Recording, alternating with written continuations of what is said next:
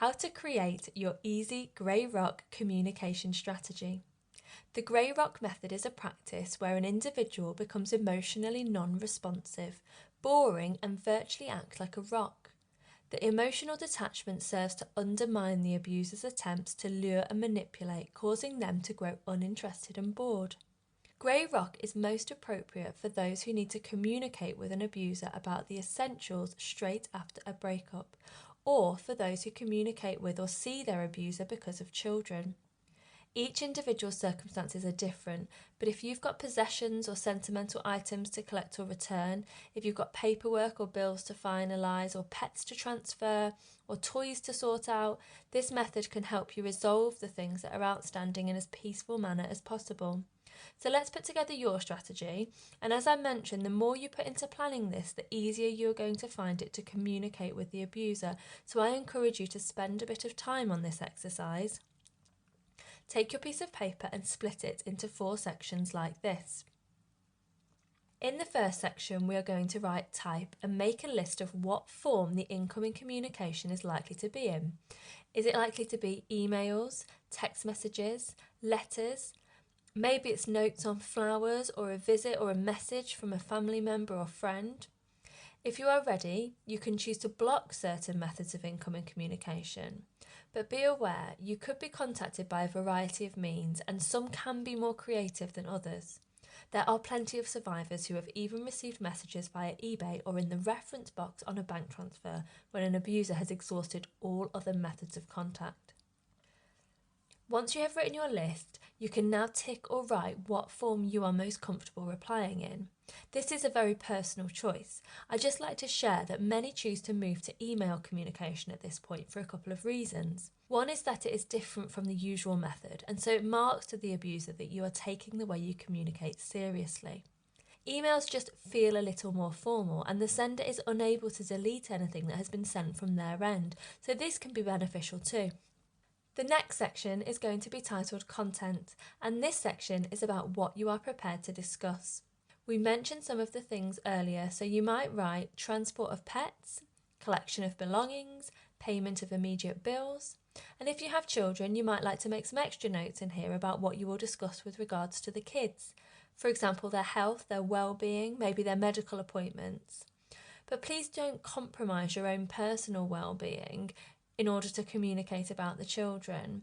It's always suggested that access arrangements are communicated via a third party, as this makes it a lot easier to remove the emotion from both sides, and it ensures that everything that is agreed is recorded and adhered to. This is a topic in itself, so I won't go into full details, but please use a trusted third party and, if necessary, a mediation service. On to the third section now, and this one is going to be called Response. Here is where we are going to spend some time to make notes on the kinds of words or phrases that will ensure you do not incite further communication or response. You'll want to use words that demonstrate a lack of emotion, so one-word responses like okay, yes, no, interesting, maybe are useful to include. Grey rock works because most abusers get some sort of sick thrill from emotionally fueled responses, so words like boundaries or statements like I am prepared to accept your faulty perception of the truth often take away the feeling of control they get when you are upset or angry. Another tip with responses is to use the copying and pasting method, as the same response can encourage them to lose interest in continuing to contact you. However, it is very important that you remain consistent, as it is highly likely that they will ramp up their efforts to get a response from you at this point. Do not bite. Eventually, they will realise that their tactics aren't working. If they don't, and you feel like you're being harassed or you are in danger, please save any messages or make notes in a diary and report their behaviour to the police. The final section is for the time frame. Here we are going to decide how long you are going to take over your response. The idea of this is to reduce the pressure, not increase it, so pick a time frame that you are comfortable with, not one that will keep them happy. As an indication, 24 to 48 hours is a totally reasonable time to wait between message and response. You are not an emergency service and you do not need to offer emergency response. You can also make a note of the times you are prepared to respond between. That way, if a message comes in outside of these hours, you will automatically know to ignore it and deal with it the next day. By choosing a realistic time frame, you are also giving yourself time to craft your grey rock message. Just because they are short and to the point doesn't mean that they don't take a while to put together. It has taken me hours to come to the conclusion that OK was a perfectly adequate response to a message. It is very empowering though when you don't waste your time writing lengthy responses only for them to be ignored or to incite further abuse. So now you've got your strategy laid out, and now you can use it to deal with any communication you may receive. If the communication is likely to be in person, you can still use the first 3 sections to help you to respond in a grey rock fashion. Practice your responses by saying them out loud and try to make as little eye contact as possible when in the abuser's company. Send your gaze elsewhere and keep your body language closed.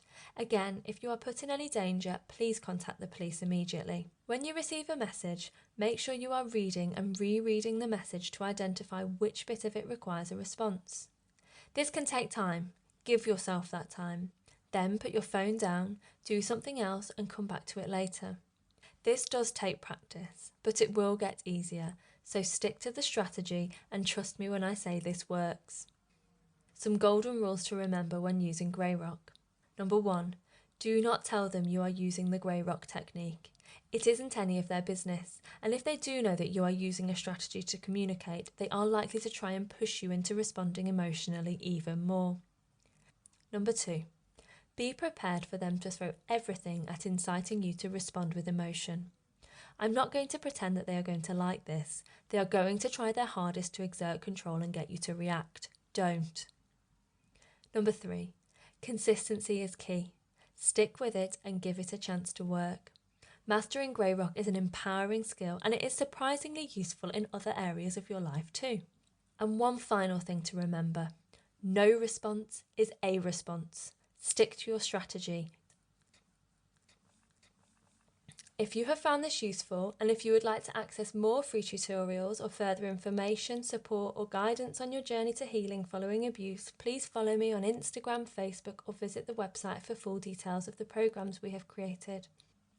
Our resources are designed to help as many women as possible to unleash their inner strength and rediscover their identity following abuse. No matter where you are on your journey, you can start your easy life here.